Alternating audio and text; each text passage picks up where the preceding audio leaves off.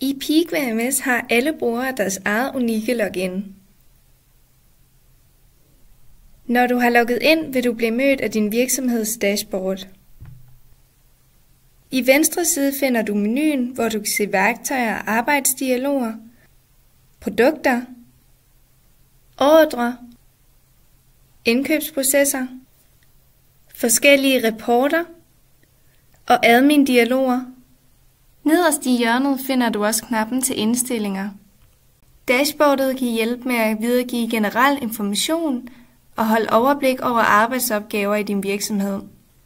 Du vælger selv, hvad der er vigtigt for din virksomhed at se. For at redigere trykker du på tandhjulet og derefter pin-ikonet. Du kan nu redigere i dit dashboard. For at redigere i et felt, der allerede er der, kan du trække det til siderne eller op. Hvis du vil tilføje en ny KPI, klikker du blot på et tomt felt. For at vælge, hvad der skal være på feltet, klikker du på den. Her kan du bladre igennem de mange forskellige KPI'er og vælge det, du synes, der er vigtigt. Det er vigtigt, du husker at gemme, når du er færdig med at redigere dit dashboard.